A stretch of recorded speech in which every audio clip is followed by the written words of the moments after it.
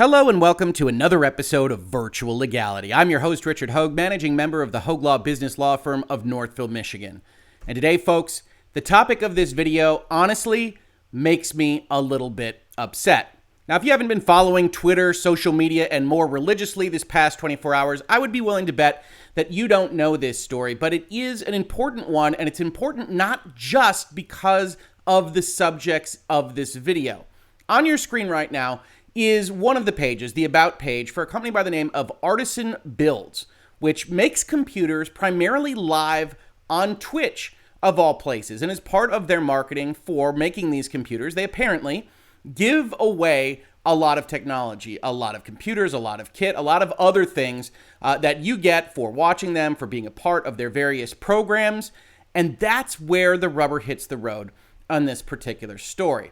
A few hours ago, and I want to give my hat tip to Sid Alpha for pointing this out to me, directing me to this story, Dexerto, a website that really talks about esports and Twitch and various aspects of gaming from a streaming and live services perspective, put out the following tweet.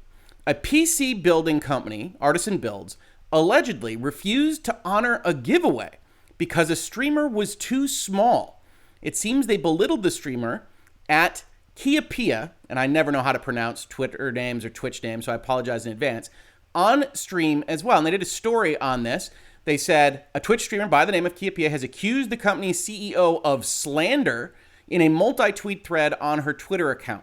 And the CEO's name is apparently Noah. It's named Noah Katz here. For the most part in this video, I will be referring to him as Star-Lord because, well, frankly, he's wearing a Star-Lord jacket and has a bit of that demeanor about him. But let's take a look at the Twitter thread that actually started all this. I have to put a few disclaimers out there. There isn't actually connective proof that this is the individual was the target of this particular set of events. There's really no reason for her to lie about it in this context, and certainly it happened to somebody. So the legal conversation, the business conversation that we usually have in this space, still warranted, I think still appropriate, but we can't actually say anything but it appears that this is the person that was affected by this. And she says the following. If you haven't heard, at Artesian Builds do not care about their small streamer ambassadors. They have monthly PC giveaways for their ambassadors. Great, right? Except they don't care for small streamers. I got chosen, and they changed their rules last minute. You hear this man's voice, and these are accompanied by clips if you're not watching this on YouTube. He's belittling me. It's slander and defamation of my stream and me as a person. I won that PC fair and square. The rules say that you need the Artisan panel in your Twitch About, and I do have it. You need to be linking to them. They want to be promoted. That's what an ambassador is to them. So what's the issue? Artesian Builds. Now, we'll be going over the quotes here from the various times of the video in question. I do want to say I don't believe that there's slander or defamation here. They don't specifically call out the individual in question during this portion of the video. You can't really have libel, slander, or defamation if they aren't pointing to or targeting someone, and the other side of the communications transaction can't easily figure out who it is. So it's a little bit unclear how this person found out who it was. I would be willing to bet they got some kind of email or secondary notice, hey, we voided you out on this, but we're going to give you a box of chocolates. I saw them giving out in other portions of their video. I don't know what the course of communications was there, but probably not a great slander or defamation claim. And in all honesty, that's okay because there's a lot more going on here. The thread continues. The reason, like what? Sorry, not everyone has money for a PC. It's expensive, so condescending, and it is. Honestly, watching this video had me want to take a shower in certain parts, and that's not to disparage the individual in question, but it comes across very used car salesman throughout the length of the video, and honestly, I didn't much care for researching it for purposes of this, but I do think it's an important topic to cover. She says, I earned that PC. This makes me feel like I'm not a good streamer. You are making my community seem like they aren't supportive and they're the best thing that's ever happened to me. This is just insane. And then she tweets at a few people, partners of this particular Twitch streamer and company, and then Intel Gaming, which as it turns out is sponsoring whatever this is, whether it's a contest or whether it's a sweepstakes or whether, God forbid, in legal terms, it's a lottery. Now, speaking of those three specific terms, I'm going to do something a little bit unusual here for Virtual Legality. Rather than go over the specific quotes and the story that Artesian Builds was telling in this particular video, I want to start with the rules so that we can discuss some of the various ways that you can have pitfalls in putting out a giveaway. And understand, before we get into this at all, there are wildly different rules across multiple jurisdictions. And one of the things we can't tell from this story, I did look, is where Artesian Builds is located, where the Twitter user who's claiming that they didn't get the computer they were owed is located. And those will matter here because the various jurisdictions at issue will have different definitions of things like lotteries and contests and sweepstakes and consideration, et cetera, et cetera. But we can make certain generalized statements about how these usually look. And this is a website from, I believe it's a company that helps you negotiate putting out sweepstakes of your own called SweepP, that gives a few summary items. Now, I think they're a little too bold here in some of the statements that they make, but take them with a grain of salt. They're not lawyers, I don't think. They say a couple of things. A payment is called consideration. Broadly, yes. Consideration in a contractual context is if you're giving something up. A lot of the times that's money. A lot of the times that can be services rendered, something else. And we're going to talk about that in the context of my home state of Michigan in just a minute. Only states can hold lotteries. So all private lotteries are illegal, which again, there's charitable exceptions in various areas. But suffice it to say, if you see the word lottery, if you find yourself in the lottery bucket, you better hope you have a lawyer because chances are you're going to need one if one of the attorneys general or some other federal agency or otherwise comes calling to ask you the question. Lotteries, bad. That's the main note from this. To avoid being classified as an illegal lottery in any state, your promotion can only have two of these three elements: a prize, the element of chance, and consideration. Here are the possible combinations, says SweepP. Prize, consideration, and chance. All three, you got yourself an illegal lottery. If you think about buying a lottery ticket, there's obviously a prize. That's why you're buying it. You're paying money for it, and there's nothing you can do to influence your ability to win it, right? The Powerballs are going to come up the way the Powerballs come up. It's a prize plus consideration. That's the money you pay to wherever you bought your ticket from. And chance, that's a lottery. If it's just a prize and consideration, you can have a contest, right? You think about that as sporting events or dart competitions or whatever else. It's skill. There can be a prize, but it can still be a contest, and that's okay. Again, it's regulated in various areas. And then what we started talking about here is prize plus chance. That's a sweepstakes. Okay, you're not charged to get in. You don't have to pay us consideration. We're going to have a sweepstakes. We're going to have a giveaway. Giveaway is usually synonymous with sweepstakes. We're going to have a random number generator, pick out a person. That person's going to win whatever we're giving away, and we can use that to promote our business. We want eyeballs on our Twitch stream. We want people to be considering buying our products, and so we're going to have a giveaway so that you do that and so that you encourage people to do that.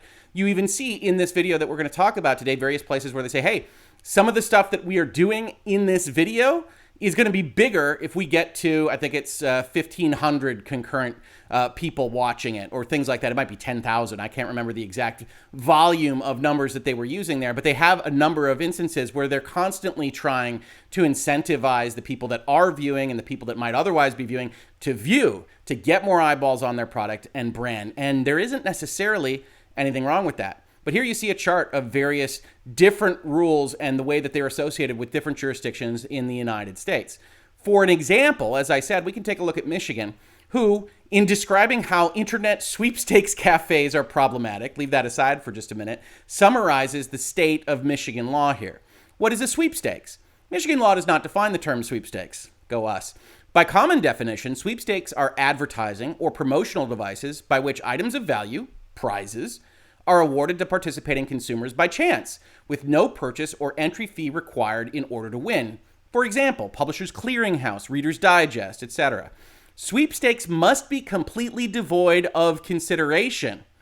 Under Michigan law, and this is important, if you are required to be present at the place of business or pay for internet access to play a game of chance for a prize, that is consideration, making the game a lottery, not a sweepstakes. And then you find yourself in the danger zone. And this applies across many, many, many jurisdictions, but using different definitions. The overall concept, though, is if you've got consideration as part of a chance-based game with a prize at the end, look out. Really, really think about how you're operating what you're doing. As Michigan says, how is a sweepstakes different than a lottery? Lotteries are generally illegal under state and federal laws, with the exception of state-run lotteries and licensed charity gaming. A lottery is an activity in which all three of the following elements are present, as we just discussed: consideration, prize, and chance. But here in Michigan, even if an element of a lottery is missing, Michigan courts construe the term broadly with a view to declaring any such kind of gaming a lottery. So you never really know if you're in trouble in Michigan, and some other jurisdictions are going to follow that path as well.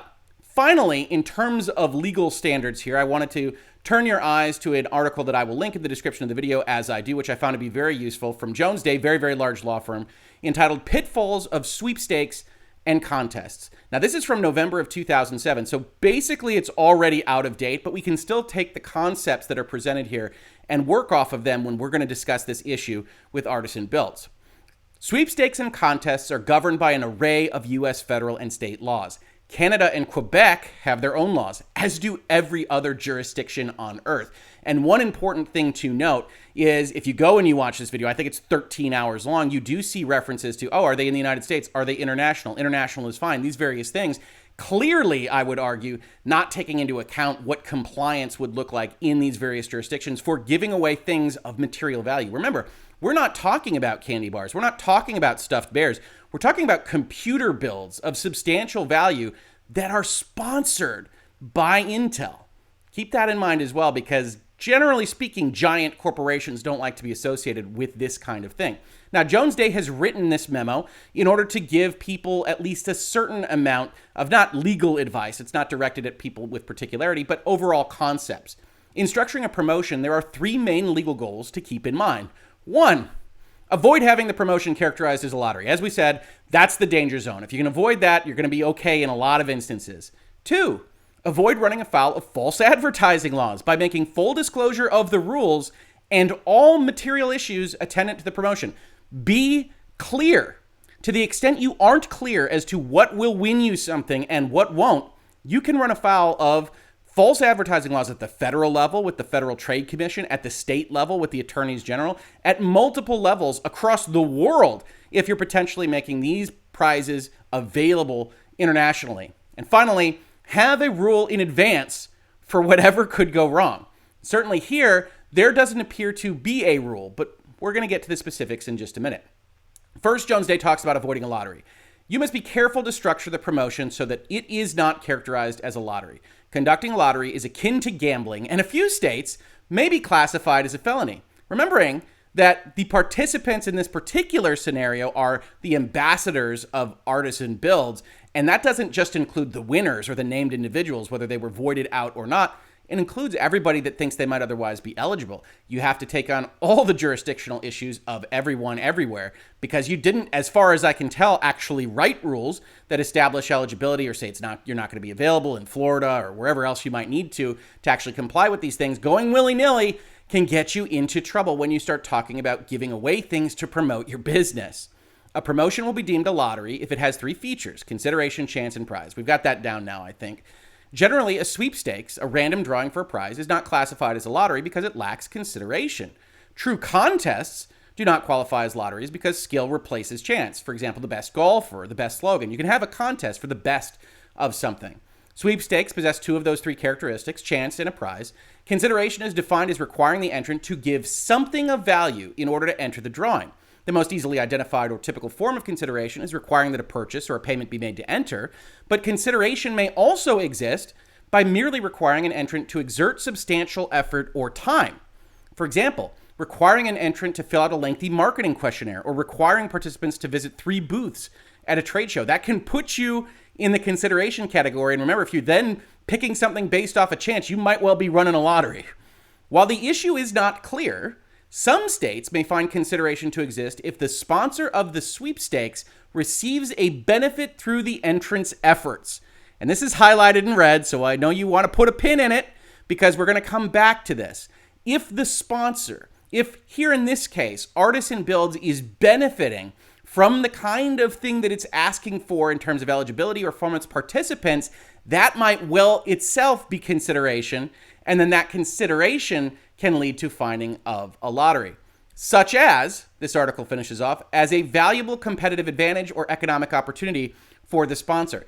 If what you're asking for is specifically to your benefit, well, then you're that much closer to the lottery danger zone.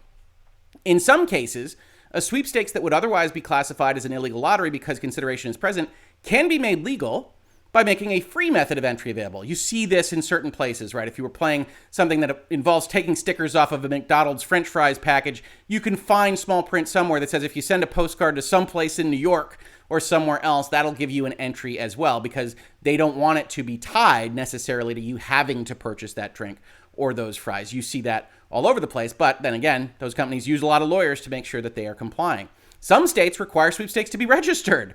For example, New York and Florida require registration and posting of a bond if the retail value of the prize to be giving away exceeds $5,000 and the sweepstakes is run in connection with the sale or advertisement of consumer products or services. Certainly that last bit is met with what we're going to be talking about today. Who knows what the value of these computers are? Who knows whether some states might aggregate the value of all sweepstakes prizes for circumstances of evaluating these particular statutes. Registration in New York and Florida must be made in advance of the promotion's start. In New York, the period is 30 days. In addition, the focus of the Federal Trade Commission and many of the state laws regulating sweepstakes is on disclosing specified material information to the entrants. The official rules of most sweepstakes must therefore include such things as the name and address of the sponsor, the duration of the sweepstakes, the prizes given away, the retail value of the prizes, and the odds of winning. The rules must also disclose the eligibility for entry, who can actually participate in the sweepstakes. It doesn't need to be everybody, but you need to be really damn clear about who it can be. In order to avoid potential liability, besides providing the legally mandated disclosures, a sponsor should ensure that the rules of the promotion are properly drafted to deal with various potential outcomes in an attempt to avoid or head off claims from disgruntled entrants, which is certainly the case that we are looking at today. Now, of course, this is Jones Day. This is a law firm. They include this paragraph to say you should have lawyers draft up some stuff for you. Finally, they say there are common mistakes, including the failure to disclose material terms, which I think we're going to have here, failure to follow the sponsor's own rules, including by changing the rules at midstream, and ignore at your peril. Marketing personnel hate this stuff. However, a promotion gone bad can lead to bad publicity, and promotion laws are increasingly being enforced. In fact, I had a number of clients throughout the history of my practice that have gone through some of these issues, that tried to handle them themselves, and then required folks to fix them up. And yeah, if you don't believe anything on this regarding fraud or false advertising, the Federal Trade Commission has a sweepstakes tag. Federal Trade Commission also has false prizes and other tags that go along with all of these various things. And that doesn't mean the Federal Trade Commission is terribly likely to bring the hammer down on artisan builds, but it is the kind of thing that they do think about. And certainly if there's enough bad publicity and these states start looking at things, this is the kind of thing where you can get some free good publicity if you are an attorney general, or if you're looking at something and saying, hey, this is bad, and we want streamers and Twitch people that look like this and don't look like they care about the rules or the laws to pay more attention to them. Which leads us to the specifics here. This is an ambassador giveaway. That's how it is framed in the video itself. And in order to become an ambassador of Artisan Builds, they've got a page up right now, which I believe, based on everything they said in the video, is not entirely up to date. They want to change some of this stuff. They first say a percentage of every sale referred by you and through your links, affiliates, codes, buttons will be automatically set aside for you. And in answer to the question of how do I become an ambassador, they say, barring exceptions for offensive material or a lack of brand fit, whatever that might be, to represent Artisan Builds as an ambassador, if you meet at least one of the following qualifications. And yes, that's not a sentence. To represent Artisan Builds as an ambassador, if you meet, etc., is missing some kind of verb somewhere. But suffice it to say, they include here, I think it's 7 bullets. They've got 12 concurrent viewers on Twitch Tracker consistently, 6 concurrent viewers as long as you're doing 40 hours a month, a Facebook stream link with 1,000 people following, 1,500 subscribers to YouTube, 50,000 for TikTok, and 1,000 on something called Theta and something called Trovo. Sorry, folks, I'm just not that hip. If you have one of those qualifications, there's still a process to go through. They say, how long will it take to find out if my application was accepted? You actually hit a button and go through an application process. Please allow 1 week. And then presumably you are told whether or not you're an ambassador. You will receive a courtesy email, even if not accepted into our program, to thank you for applying and inform you of what criteria we are looking for to accept you in the future. So once you pass through this process, as far as that stands, you are an ambassador. And the ordinary course of thinking would be, if there's an ambassador giveaway, to go to ambassadors, and I'm an ambassador, then I'm eligible for that giveaway. Unless the CEO of the company decides to change things seemingly on the fly. So let's talk about Noah Starlord here. At 2:18, 2 hours and 18 minutes into the video in question, which I will of course link in the description to this video, he says the following. There are different rules today than other rules. Again, a little bit tautological, not terribly helpful, but he's trying to say that we're going to do some things differently. I'm going to be doing a lot more due diligence on the grand prize winners. If you want to be an ambassador that wins, you must have an active account, active followers, active streams. You got to be doing something.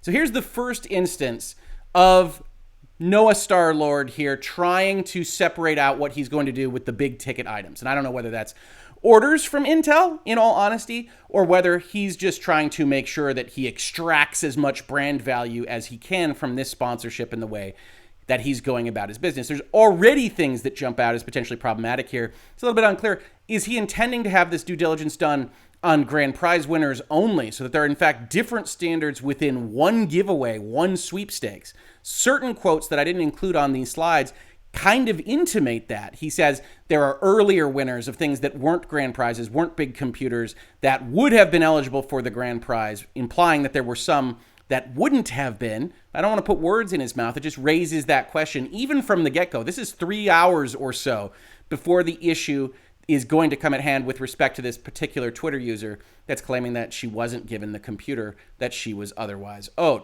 Then at 5:03, we get a second standard, right? This is the first standard that he sets up. The second standard is, here's how it works. You got to be active. You have to have streamed in the past week. You got to be not small. Probably, not a terribly useful quantified metric there, over 5,000 followers. Where? Who knows? You got to have consistent activity over a period of 3 months at least. Got to have good content on other socials to indicate that you care about your stream and growing it. So first, we get a standard of effectively active account, active followers, active streams. Then maybe, if we're going to give the benefit of the doubt, you have some clarity given to that, even though the ambassadors that have put your brand in their Twitch channels and have otherwise been giving you that particular brand efficacy, that power, are now being told that they aren't eligible despite the fact that they have been accepted into, ostensibly, your program for ambassadorship. And now you see that they want it to be at least 5,000 followers when that wasn't any part of what they asked for to actually have you enter into this. So this is at bare minimum some kind of super ambassador giveaway with rules that are either becoming clearer or changing on the fly throughout this 13-hour video set. So those are your first two standards. We're already seeing cracks in the foundation here. We continue on.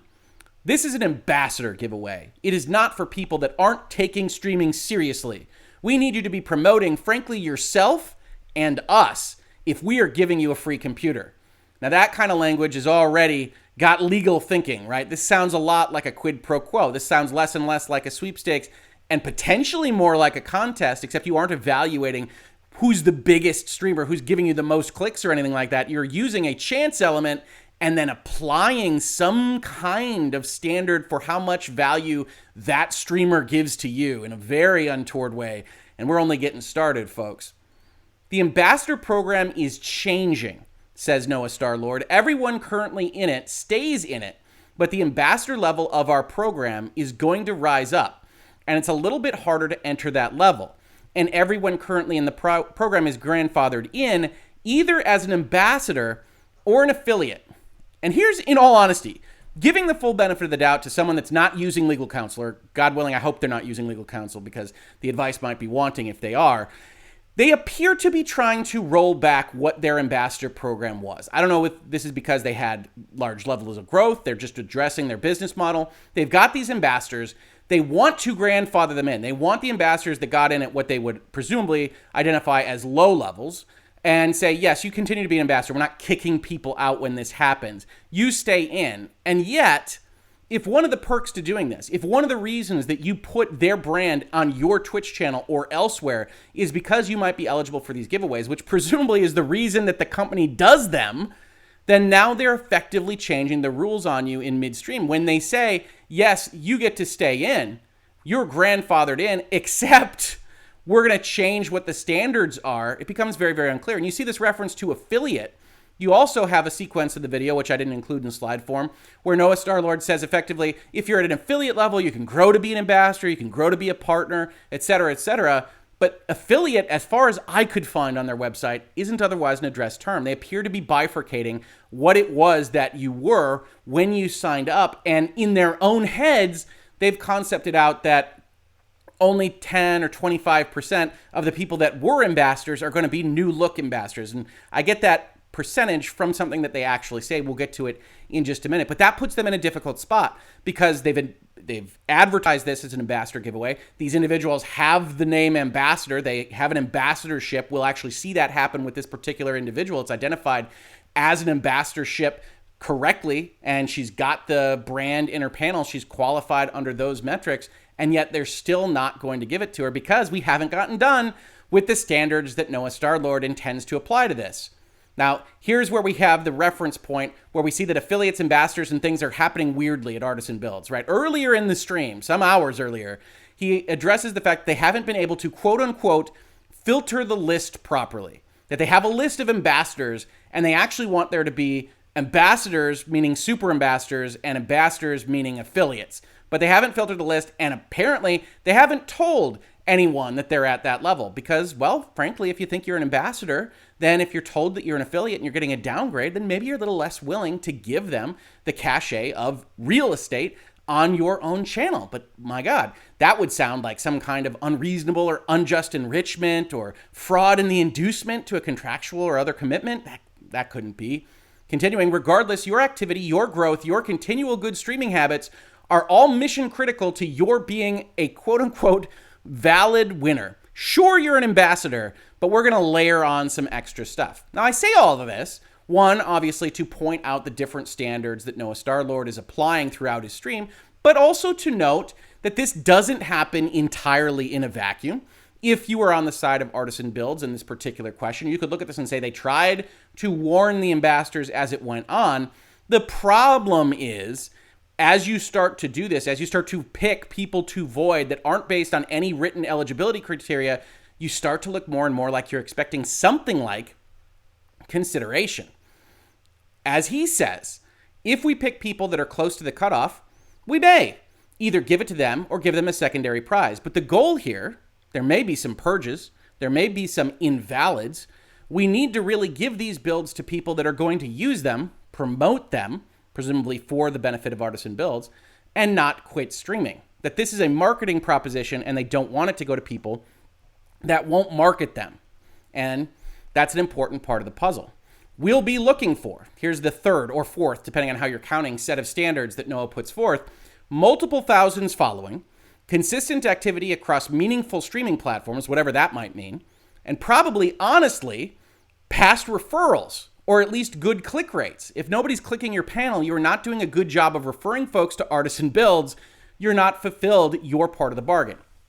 And when he says you've not fulfilled your part of the bargain, a lawyer just died somewhere. If they're using any lawyers on these kinds of things, right? You couldn't actually frame out testimony that was any better to, so you're requiring additional consideration on the part of these entrants. You're changing the eligibility criteria on the fly. Past referrals isn't mentioned for the previous 5 hours that I could see. I cannot pretend that I listened to all 5 hours of it, but every time that he spoke of the rules, it was about thousands and activity and everything else. Past referrals jumps in here, and that's going to be critical, or mission critical if you're Noah Starlord, because that's what they're going to base their elimination of this particular winner on. And then you get even more stuff. About 10 to 25% of our current ambassador crew does qualify. They've got either 1/10 or 1/4 of the people that they currently call ambassadors that they are willing to acknowledge as winners of an ambassador giveaway. And they didn't tell the folks, and whatever those eligibility criteria are changing on the fly as we watch in a live stream, and we don't know who's eligible, which makes all of this look a little bit like fraud, right? We don't like to use the big F word here in virtual legality because there's a lot that goes into it. A lot that goes into it is some kind of false statement or effectively some kind of statement that induces somebody to do something when you know it's false. You call this an ambassador giveaway. You also simultaneously know that perhaps 9 out of 10 of the people that think they're your ambassadors, you don't consider them ambassadors, and you can't even set what the parameters for winning this contest actually are. We are debating if using the code is required. So now with all of that piled on top of itself, we get to the actual evaluation of this particular streamer. At 5:09 in the stream, 2K followers is under my threshold, which is presumably when he's referring to 5,000 followers. Although remember, there's 2 instances at least where he says multiple thousands of followers, and certainly 2K is a multiple thousands of followers. 3 days ago is within my threshold. Presumably this person streamed within the last 3 days. Long streams, which is good, and Artisan Builds in the panel. Let's see if you have redeeming qualities, says Noah Starlord, as if to look like a Disney supervillain. Then he says, America, cool, cheap shipping, which I include only to note that they're probably operating in America to give a quote like that. But we can see already exactly why this Twitter user, if she is in fact the person that was owed this computer, gets upset. You hear this, she's got multiple thousands of followers. She just streamed. She became an ambassador 3 months ago. We'll find out in just a minute. She's got Artisan Builds in the panel. She has given them real estate. She has complied to the best of her ability with what it looks like to be an ambassador. That was what was referenced to her before all of this went down. And now she will be told in this next slide that she doesn't win this computer. Why? As he says, and there's the re-roll. Here's the reason, chatter babies. This person has 3 months of ambassadorship and not a single click. Purged. This is an ambassador giveaway, and you've got to be collaborating with my company to get my free computers. Then he adds, sponsored by Intel. Thanks, Intel. So, again, I watch this stuff so you don't have to. This is about the way he communicates with his audience the entire time. But as we've already shown, this standard of clicks, click-throughs, of actually getting referrals directly isn't included in the ambassador program requirements, isn't included anywhere else, even just before we get to the place where he's looking at these particular ambassador possibilities, and he decides that this is the method by which he's going to not allow this person to win a computer, which very much looks like he is selecting who he wants to win, even though it was supposed to be by random chance. So you've got all sorts of elements brought in here. You've got a chance element. He's still using a randomizer to pick it out. You've now got consideration at issue because effectively he says you're not meeting your benefit of the bargain if you're not big enough. You've got to be collaborating with my company to get my free computers. He then throws in the corporate sponsor because maybe he's nuts at this point in time. But Intel can't be thrilled with this kind of press on these kinds of things. And so on top of that, you now got exactly what Jones Day warned about. You've got the look of changing rules in midstream. And this is the problem. This is the problem with not writing down the rules, at least anywhere that I could find, is that every time throughout 5 hours of live streaming, they're slightly different. It's slightly more unclear as to who is eligible and who's not. All the while this business is taking advantage of these various streamers and telling them that they're ambassadors when they never intended to treat them as such, at least for this particular contest. So this is doing about everything as bad as it can be done. And so if you've got this particular situation, from a marketing perspective, again, I don't give legal advice on this channel because you're not my client and I can't give you that individualized legal experience. I would certainly recommend not doing this to a poor streamer who's going to go out and make big press out of it because, frankly, you deserve it.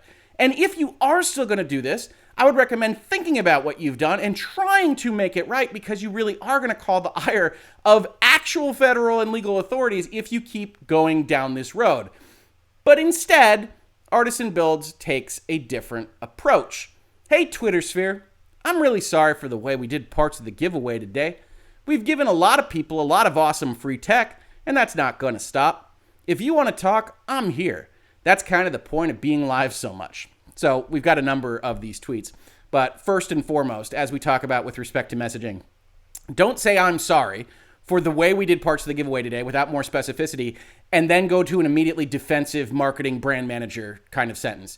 We've given a lot of people a lot of awesome free tech, and we're not going to stop doing that. Like, you're trying to tell them that they shouldn't give away free things. That's not all what this video is about. That's not at all what the criticism is about. It's that you can't change the rules midstream. You can't take advantage of people with an ambassador name that you don't intend to honor. That all starts to look and smell like fraud in the inducement or unjust enrichment or various other things that could be applied if an enterprising lawyer or plaintiff wanted to do that to you. No, the point is you got to comply with the rules. You can't say things like I put in the thumbnail, which was said in the middle of all of this. We run the contest. We make the rules. That's fine, as long as the contest and the rules have set up eligibility requirements, have set up concerns for what is going to work within their parameters that are set forth before all of this goes down. And that clearly wasn't the case. Even after watching this, he then, I think, rejects the next person or the next two people watching the video. It's entirely unclear what he's going to base his premises on. If they are an ambassador, the right point in time for you to address these things, if you're Artisan Builds, is to talk to what the ambassadorship should look like before you have an ambassador giveaway. If you're not happy with what ambassadors are, but you want the street cred for quote unquote grandfathering them in, but you don't want to grandfather them into any of the benefits they otherwise would get, then you're just trying to get the promotional quality without the actual obligations. And that rubs me the wrong way. Let's get to tweet number 2. Everyone in the affiliate/ambassador program, remember, affiliate doesn't appear on their webpage as far as I could find, is eligible to get awesome free stuff and earn dollars from referrals. So now you've changed your apology into an advertising platform. It's going great. It costs nothing to join. You can always go and chat with me live on Twitch. I've talked for a long time about being transparent about everything. It's live after all. And yeah, transparency is great, but solid rules for a contest that's going to involve potentially thousands of dollars of prizes, even greater. The easy way is not to be there for you, but I've been there for years. I haven't done much of anything else. I love interacting with you all, and I feel terrible that anyone didn't enjoy that process today. All of this apology is not that I did anything wrong. All of this apology is, I'm sorry some of you felt bad about the way I operated. Please feel free to share ideas on how to improve. Get a lawyer. Honestly, get a lawyer. There's no filter, there's no PR team, there's just us. You can get a cake or a new SSD. And remember, we give back 100% of what we earn on Twitch to upgrade builds and do giveaways. No other company is doing it this way. Any thoughts about whether there's a reason for that or not? And it's not the easiest way. Fair enough. So that's the thread of quote unquote apologies that Artisan Builds put out there. And I don't know about you. I don't see much of an apology. I certainly don't see a corrective behavior. And I might watch them for a little bit longer to see if they get any better at doing these giveaways and having eligibility requirements set forth in some fashion that people can actually tell, and not requesting consideration at the same time that you're going to do random chance for a prize. But thankfully, this story does have what appears to be at least a bit of a happy ending, as Twitter user Jay's 2 cents comes in and says, when a company decides on live stream, I don't like this ambassador because they don't meet our imaginary requirements, screw these guys. Kia Pia, I got you. Forget these guys. I'll send you a kick-ass PC for having to put up with these guys who themselves are quite small. And Jay's 2 cents, who I don't know from Adam, has 1 million followers, appears to have quite a business going either on social media or elsewise. And you do love to see it because that's the way you actually brand manage. It's not by pretending to give out goods or money or chocolate boxes to everyone, all the while preening about how great you are and how big you are and how big you need the promotions in order to justify the largesse of your computer builds. This is the way you do it, Artisan Builds. And honestly, you need to get a lawyer because there's a lot that needs to be corrected before you go forward with your next giveaway. You better hope Intel's lawyers don't find you first. This has been Virtual Legality for today. If you enjoy these conversations about the law and business of technology, Twitter, Twitch, video games, and more, please consider supporting us. We cannot do it without support from viewers like you. I will have the Patreon listed in the description to this video. Otherwise, just subscribing, telling your friends, upvoting, downvoting, sharing it on Reddit, Twitter, Twitch. Talk about this video on Twitch. We've obviously had a lot to say about Twitch users today. Every little bit helps grow our subscriber count, which is growing at a great clip. And every bit that goes up, YouTube watches us more, YouTube shares us more, and it's just going to have a snowball effect and help get Virtual Legality out to more and more viewers and listeners. If you caught this on YouTube, thank you so much for watching. And if you listen to it as a podcast, thank you so much for listening. And I will catch you on the very next episode of Virtual Legality. Virtual Legality is a YouTube video series with audio podcast versions presented as commentary and for education and entertainment purposes only. It does not constitute legal advice and does not create an attorney-client relationship. If you have legal questions about the topics discussed, please consult your own legal counsel.